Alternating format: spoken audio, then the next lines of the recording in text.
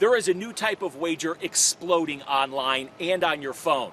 They're called prediction markets, and you can stake money on pretty much anything from elections, war, the State of the Union, even what the price of Bitcoin is going to do in the next few minutes. Now, supporters of these markets say that it's an investment, that it is not a bet. However, there are others, like lawmakers here on Utah's Capitol Hill, that say it is gambling. And because of that, there is now a legal fight playing out over the future of prediction markets. And what has your experience been with it? Have you won? Yes, I have. It's been a lot of fun winning, and it's been even, worse losing. 21-year-old college student Amy Williford says over a one-year span, she won more than she lost on prediction markets. Sports, yeah. It's kind of your thing? Yeah, it makes me more interested in the game. But 21-year-old student Nathan Greger has never even heard of them. I guess the initial thought is, it's kind of clever, like how people find these ways to make money or get around these rules and loopholes and that sort of thing. Personally, I was not into that sort of thing. Prediction markets let people buy and sell yes or no positions on real-world outcomes, things like elections, economics, even conflict.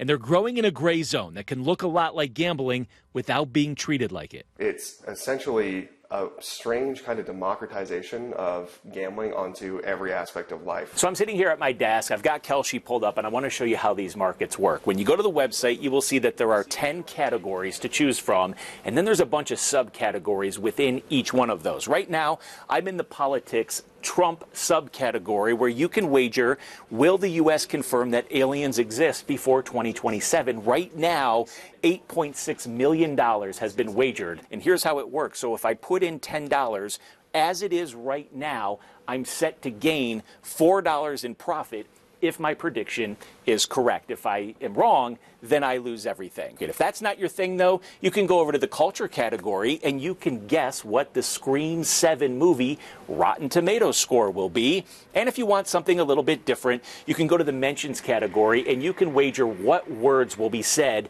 during EA's next earnings call. Right now, there's $6.1 million that has been wagered on that market. Decision makers are noticing these markets and are impacting the outcomes. During a recent Coinbase earnings call, CEO Brian Armstrong knew there was a market on certain words that may be said. This is audio from that call. I hope we answered your question on that. I was a little distracted because I was tracking the prediction market about what Coinbase will say on their next earnings call. And I just want to, add here the words Bitcoin, Ethereum, blockchain, staking, and Web3 to make sure we get those in before the end of the call. Gambling markets are heavily regulated. An odds maker or the house sets the market. People place bets. Prediction markets like this one play by a different set of rules than gambling sites do. Essentially what you're doing is you are wagering a yes or a no outcome. There's no odds maker, there's no house to bet against, you're just going against other predictors in that market. Some of these platforms operate a little bit like that and are a little bit more regulated and more secure, and others are extremely decentralized to the point where there really isn't a single centralized body setting these lines at all, right? It's really more akin to stocks and options trading than it is actual gambling. Brennan Almacher with Utah Valley University's Emerging Tech Policy Lab studies these markets. He says some platforms are designed around anonymity, so it can be hard to know who's really behind a big prediction or whether or not they're guessing or knowing. I think the anonymity piece is concerning, and I think there's a way that you can maintain user privacy and anonymity from other users while also making it compulsory that, hey, we can actually verify who made this bet to then look and see if there was insider trading or malicious behavior. On Polymarket, which is decentralized, you can buy and sell shares. What are the odds that this political figure steps down? And you can buy yes at a certain price and then sell it before the actual close happens. Hey, I bought yes at 40 cents and now it's up to 60 cents. I can turn a profit on selling that option before the outcome is actually realized. That brings up questions about insider trading and market manipulation. Let's use the example of a market prediction on if a politician will step down from office within a given time frame. If I'm a staffer within this politician's office and I know that Polymarket has this going on and I have insider information that this person is indeed going to step down within this certain time frame, I anonymously can buy a bunch of options. I can, put in a couple grand onto this and turn a massive profit depending on what those stats look like. But I have insider knowledge of the information. In January of 2026, a $400,000 payout was made by one prediction market that Venezuelan President Nicolas Maduro would get captured. Nobody knows who this person is who put it in. You don't know if this person worked for the Pentagon. You don't know if this person was somebody in Kansas who just had, a good guess. But they turned, hundreds of thousands of dollars in profit from this bet very, very quickly. What does that mean if we're entering this world where insiders can profit off of information? I mean, we have laws on the books to prevent that exact thing. Right. So, if you did this in stock trading or in gambling, say, you had a fighter that you're friends with and you know that this person's injured going into their fight and you were to bet on that, that's illegal. Those are both federal crimes that you could be prosecuted for. The problem is these markets are not nearly as regulated.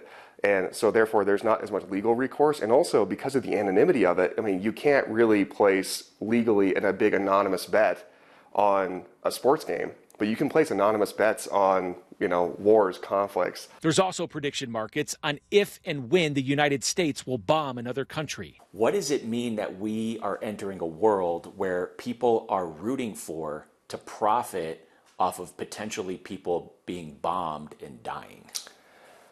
It's extremely macabre. And I think the societal implications of somewhat trivializing these events via monetization and kind of gamifying them is somewhat concerning, because now you're going to have kind of this pollution of people's intentions and how they monitor very serious situations, because there's going to be a certain percentage of the population that will benefit from a very negative outcome. What type of regulations do you think would be smart to implement? I think the anonymity piece is concerning, and I think there's a way that you can maintain user privacy and anonymity from other users while also making it compulsory that, hey, we can actually verify who made this bet to then look and see if there was insider trading or malicious behavior. So in the state of Utah, gambling is already illegal. Our state constitution states that there is no gambling allowed. Platforms that argue they don't fall under state gambling laws the same way a sportsbook does has the attention of Utah Representative Joseph Ellison of Washington County. So prediction markets actually fall under a federal definition, and they're typically overseen by companies who have commodities exchanges that oversee them, whereas gambling fall under state statutes typically. And that's why some state lawmakers say their hands are tied, at least for now. But when it looks like a gamble, acts like a gamble, that's where the definition is going to be tricky, is where do you draw that line? So they've either got to say, no, they can no longer be under that jurisdiction, let it go to the states, or better define it. With the line so blurry, the big question now, how long does this gray zone last? And if prediction markets keep expanding, does it end in new federal rules and regulations or a court fight that determines whether or not this is really trading or gambling? So what do you feel when you have a constitution in this state that forbids gambling, but we now have prediction markets that are allowed that are close to the same thing?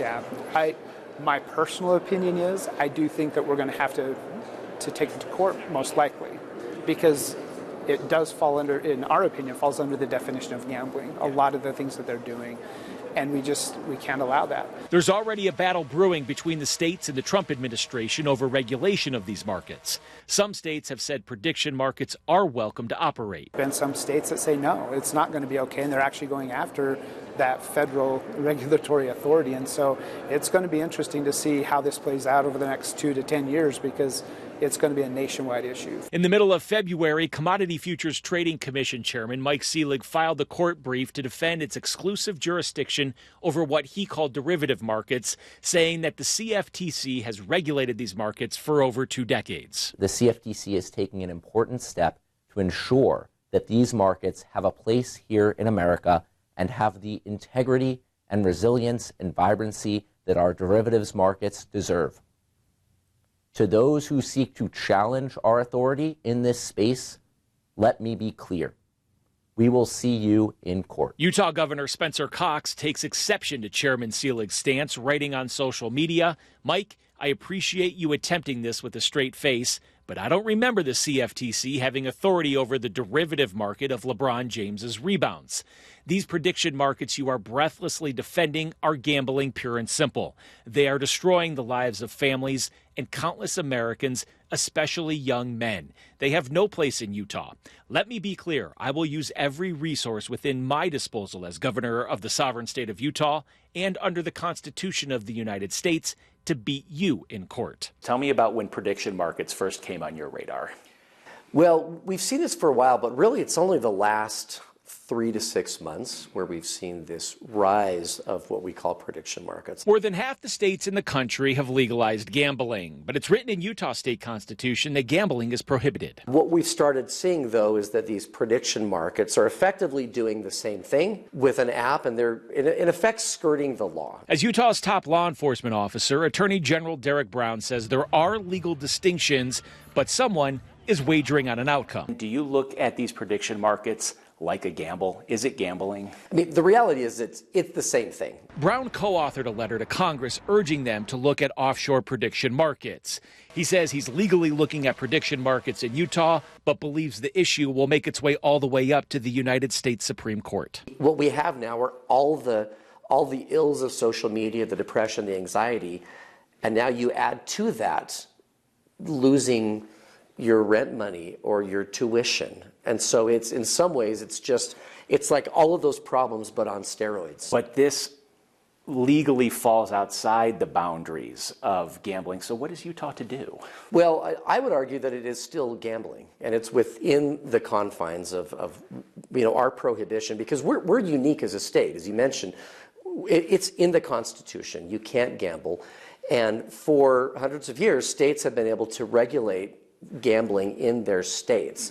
And so what we see with the prediction markets is an effort by some to override Utah's state law when it comes to something like gambling. Do you foresee Utah filing a lawsuit, joining onto one of these? Right now, we're looking at all the different options. We're getting as much information as we can. And my job as AG is to do a couple of things. First of all, to identify problems. Number two, figure out the extent of the problem, and then number three, look at the legal options. So we're doing that right now. And so I can't say what we will or won't do, but I will say that it is something that we take very seriously, and we're looking at all the options. Could you help add some context around what it would take to tip the scale for you in your office to move forward with legal action? Well, the reality is we're looking at this the same way that we looked at social media. So 10 years ago, we had social media that had this meteoric rise, sort of like what we're seeing now. And I think that we were behind the 8 ball. I think that we reacted too slowly, and we've started seeing rates of depression and anxiety amongst our kids just skyrocketing. And here we are 10 years later going, we really should have done something sooner. So, I mean, the way I look at this is it's the same kind of social issue where we need to do something.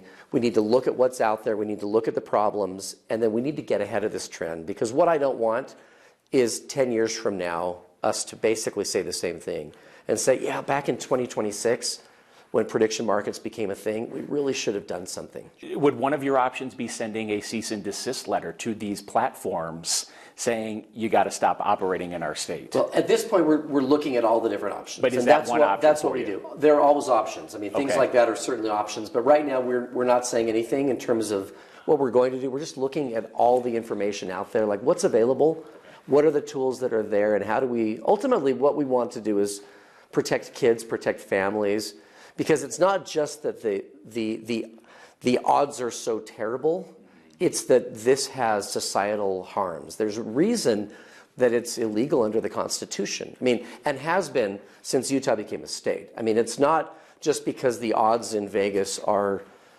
stacked against you, even though they are. The reality is there are broken marriages, there's addictions, and all of these problems we've seen for 100 years. But it used to be really easy, as I mentioned earlier, it actually used to be hard to go to Vegas. There was some friction that required you to go there to gamble.